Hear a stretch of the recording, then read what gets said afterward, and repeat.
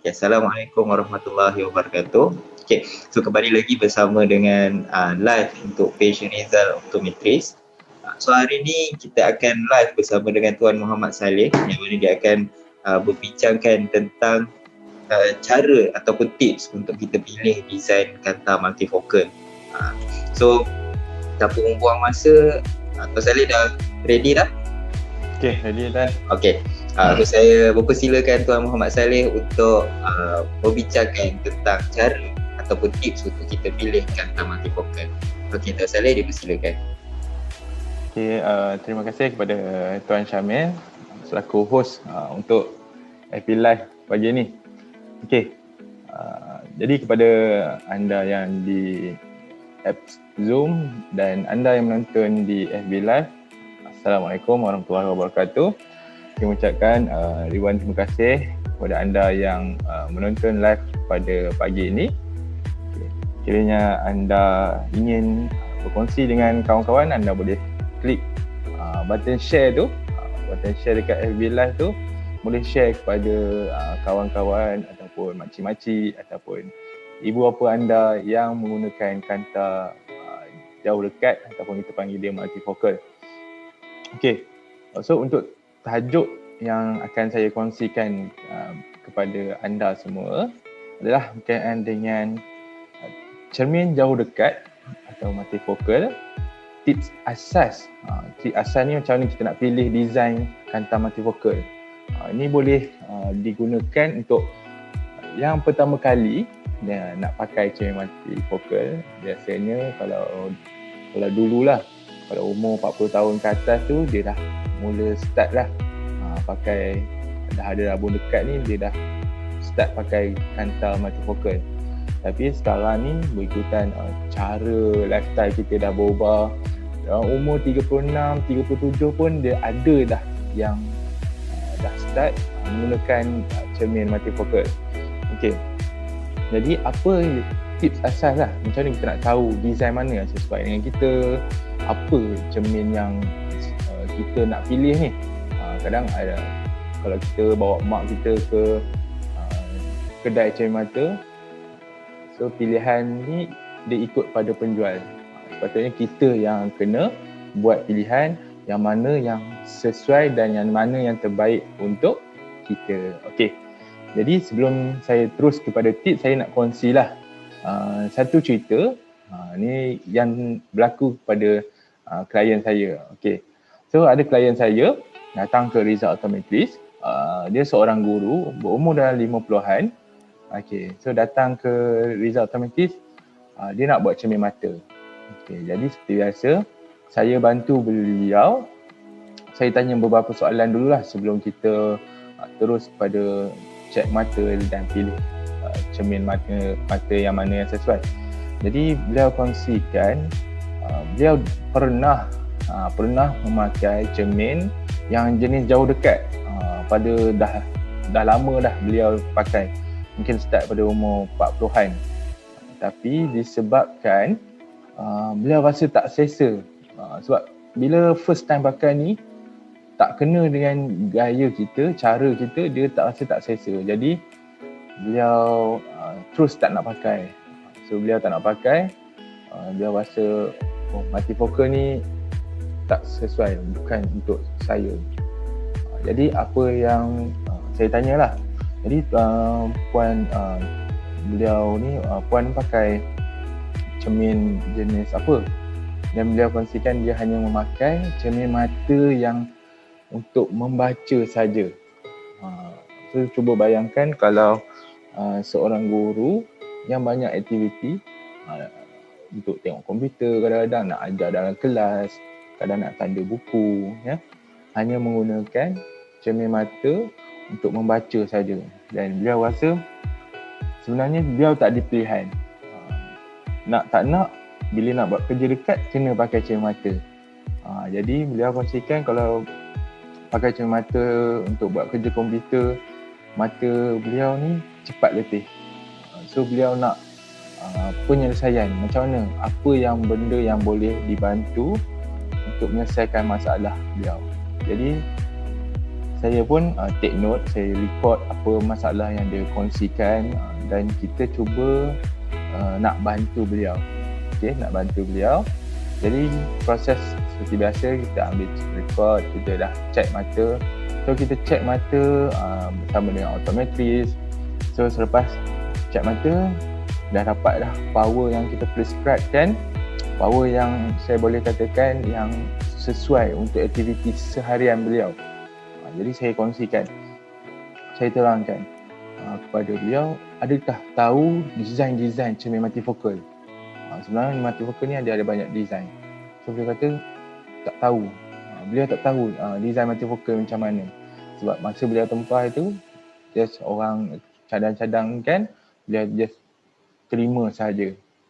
Jadi saya kongsikan pada beliau apa yang sesuai, cermin mana, mata design-design yang sesuai dengan bergantung pada lifestyle seorang cikgu tadi. Jadi beliau pun telah memilih cermin yang orang kata memang sesuai lah yang saya syorkan kepada beliau. Dan alhamdulillah selepas biasanya selepas seminggu beliau pakai, kita akan tanya feedback lah. So bila kita tanya feedback, alhamdulillah beliau dapat terima dengan pemakaian cermin multifocal, dan sebenarnya itu merupakan satu pengalaman yang lain untuk beliau. Seorang yang pernah pakai tapi tak selesa dan bertukar kepada cermin mata yang dekat, yang terbatas, okey, dan bertukar semula kepada multifocal, dan beliau mempunyai pengalaman yang sangat beza, dan pengalaman ini yang membuatkan beliau orang kata tak stres bila buat kerja. Okey.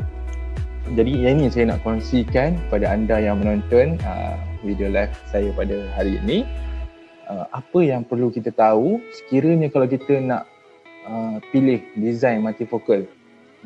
So tips ini mungkin boleh digunakan untuk anda semua nak kongsi kepada parents ke, makcik-makcik, opah ke, ya, ataupun kepada kawan-kawan yang dah mula pakai cermin multifocal.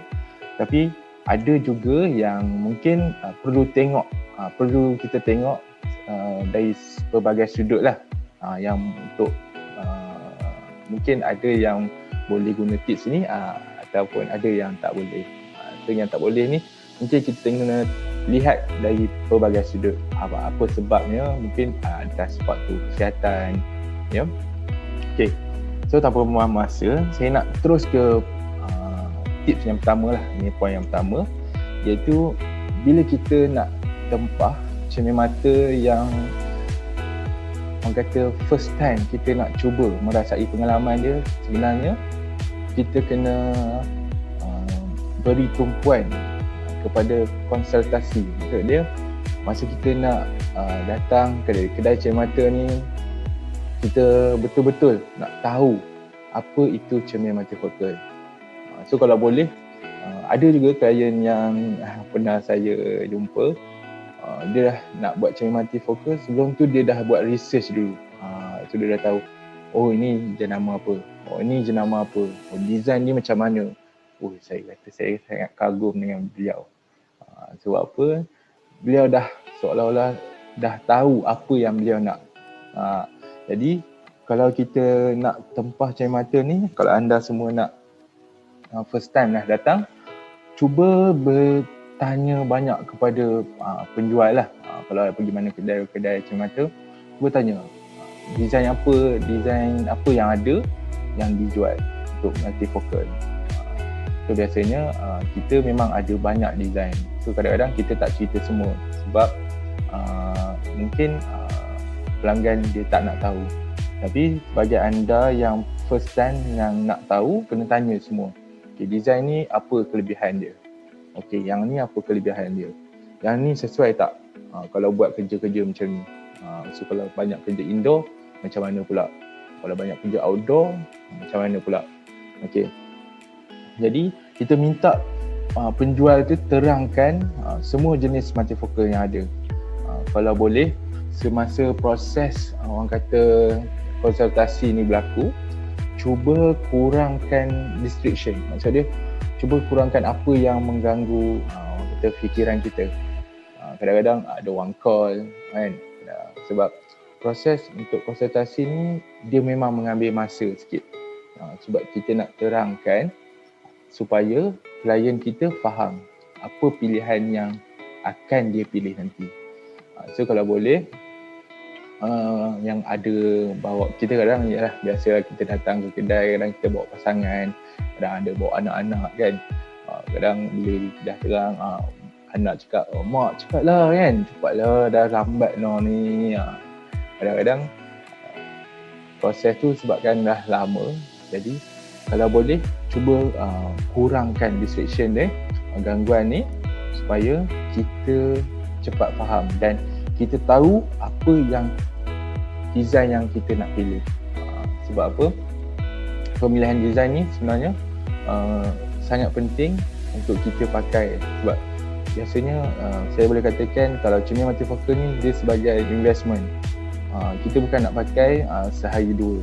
Dia kalau betul kena cara design yang kita pilih, cara pemeriksaan mata yang kita lakukan, power yang sesuai dengan kita, dia boleh sekurang-kurangnya lah ke 3 ke 4 tahun kita boleh guna.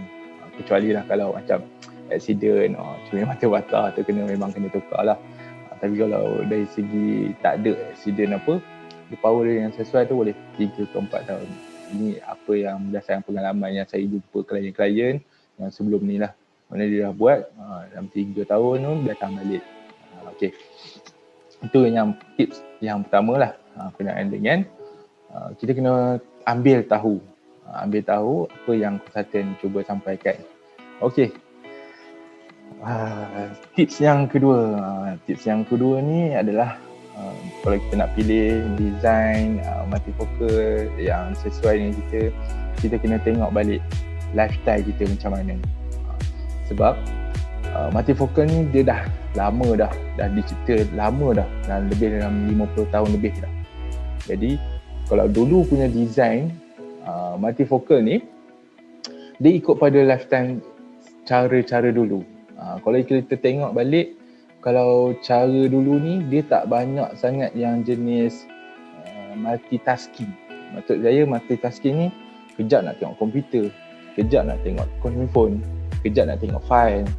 Kalau dulu biasanya sebelum ada komputer ni, kalau tulis je.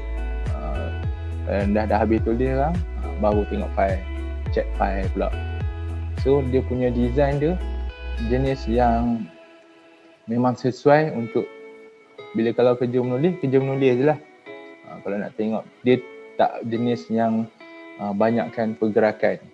Tapi kalau sekarang ni, kalau katakan kita ni kerja macam ni, kerja kerani ke pun dah banyak dah jenis multitasking. Kejap nak tengok komputer, kadang-kadang post message, nak tengok pula handphone, kadang nak kena check dokumen, kena tengok file pula dekat belah tepi. So pergerakan ni dia banyak dalam satu tempat kerja kita. Jadi sebenarnya untuk lifetime sekarang ni dia dah ada design yang dia ambil kira cara kerja kita sekarang.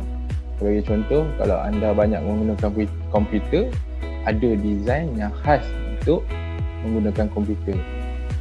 Kalau anda kurang guna komputer, kalau anda banyak membaca sahaja, dia ada khas untuk cermin multifocal yang untuk membaca sahaja.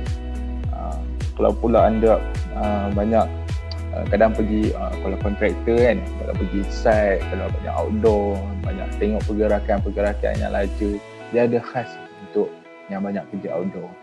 Jadi untuk pemilihan design ni, kita kena tengoklah cara lifestyle sekarang. Dia tak semestinya design yang terbaik, kalau cermin mata yang paling mahal, sesuai dengan orang yang macam ni. Kadang-kadang kalau kita tengok, kita hanya guna untuk kadang biasalah kalau orang-orang pencen kan, kadang tengok nak baca saja. Dia tak perlukan sangat design-design yang tinggi-tinggi. Pas untuk membaca saja dah memadai bagi dia. Dia rasa sangat selesa. So sebab itulah saya kata untuk pemilihan design ni dia kena ikut kepada lifestyle anda. cara anda bekerja macam mana. So kita kena beritahu kepada penjual cermin mata, okay, saya, sebab tu pentingnya kalau macam saya sendiri lah, kalau saya nak bantu klien saya kena tahu dia kerja macam mana. Bukan kita, orang kata bukan kita nak ambil tahu hai orang, bukan kita nak tahu kerja apa ke. Kalau boleh kita nak bantu ni, kita kena orang kata selidik sikit aktiviti harian dia selalu buat apa.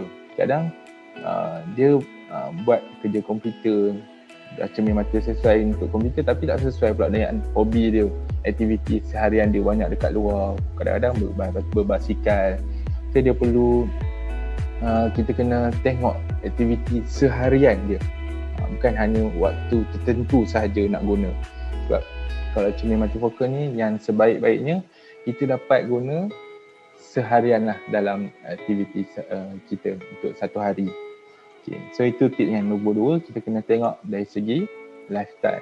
So kalau banding yang design dulu, dia berbeza dengan design yang sekarang ni. Okay. So kita ke untuk tips yang terakhir lah. Saya kongsi 3 saja untuk hari ini. So dia ada banyak design, tips lagi yang akan saya kongsikan untuk kemudian. Ataupun kalau anda ada pertanyaan, boleh je tanya dekat kalau ada siapa yang tengok pada FB Live ni, boleh tinggalkan soalan dekat ruang komen. InsyaAllah nanti saya akan baca dulu komen-komen anda, soalan-soalan anda, dan saya akan buat satu live untuk jawab khas soalan anda saja. Okey, kita pergi tips yang terakhir, pemeriksaan mata, ataupun pentingnya kita kena tahu power mata kita. Okey, so biasanya pemeriksaan mata ni ini kalau di result optometris lah. So kita ambil pemeriksaan mata ni, kita orang kata ambil tahu tahap stres mata seseorang tu. So bagaimana kalau biasanya yang saya tengok optometris di sini, kalau dia cek mata, dia akan ambil kira cara cek mata dalam keadaan yang terang. Maksudnya dalam terang ni dalam keadaan kalau kita kerja office macam mana, so nak tengok baca semua macam mana, baca carta dalam keadaan terang. Ada juga bila kita kena tutup lampu dalam keadaan gelap pula macam mana. So ada yang orang kata sampai kita kena bawa keluar. Bayangkan kita cek mata sampai keluar. So kita kalau boleh, kita nak customer ni, dia pelanggan klien kita ni, dia selesa bila dalam sampaikan kita cek dekat luar ni, kita nak tengok dia secara live, pemandangan dia secara live. Sebab setengah orang mata dia sangat sensitif. Setengah orang kita cek dalam bilik cek mata saja dah mencukupi bagi dia. Tapi ada yang setengah orang kita kena bawa keluar, kita kena secara live. Dia tengok pergerakan kereta. Kalau dekat luar ni kita ada parking kereta, kita nampak lah. So kita boleh minta tengok, klien tengok pergerakan macam mana, cahaya, kalau cahaya matahari macam mana. Sebab kalau kita cek dalam bilik cek mata, dia cahaya lampu sangat berbeza dengan cahaya yang live macam cahaya matahari. Okay, so yang sebab apa kita kena ambil, orang kata power ni kena ambil tahulah. Sebab power yang orang kata, saya boleh katakan power yang harmoni ni dia sesuai, dia sangat sesuai untuk kita gunakan. Bukan macam saya kata tadi, bukan kita nak guna untuk satu masa. Kalau boleh power yang diberi sesuai untuk gunakan untuk aktiviti seharian. Kalau katakan masuk kerja pukul 8 sampai pukul 5, sambung pula dekat rumah nak tengok TV, nak main dengan anak. So mata tu kalau boleh kita tak nak jadi stres. Kita nak kurangkan stres mata kita dengan power yang harmoni yang kita berikan. Okay, so itu saja yang dapat saya kongsikan kepada anda. Mungkin tips ni anda boleh ambil, orang kata berkongsi juga kepada adik-beradik, mak, ayah, ataupun mak saudara, ataupun anda sendiri. Dan macam saya kata tadi lah, tips ini mungkin sesuai untuk anda. Dan kalau ada juga yang kita kena tengok, kalau mungkin tak sesuai, kita kena tengok beberapa faktor lagi lah. So kita kena ambil detail lagi sebab apa seseorang tu tidak boleh memakai multifocal. Jadi itu saja daripada saya. Jangan lupa kalau ada sebarang pertanyaan boleh tinggalkan di ruangan komen, FB Live. So saya akan bantu anda untuk jawab soalan-soalan itu nanti. Okay, so itu saja daripada saya. Assalamualaikum warahmatullahi wabarakatuh. Saya serahkan kepada Tuan Syamil sebagai host hari ini. Okay, terima kasih kepada Tuan Muhammad Saleh atas perkongsian macam mana kita nak tips atau cara untuk kita pilih cermin multifocal. So apa pun sebenarnya untuk pilih tips multifocal ni kita kena tahu apa yang kita pilih, ataupun kalau daripada segi waktu konsultasi tu kita kena dapatkan konsultasi yang tepat supaya pemilihan multifocal ni menjadi satu investment buat diri kita. Okey, kalau anda ada apa-apa soalan, anda boleh tinggalkan dekat ruangan komen dan nanti kita akan minta Tuan Saleh buat video live yang lain untuk dia menjawab soalan-soalan anda. Okey, itu saja untuk live hari ini. Sekian, terima kasih.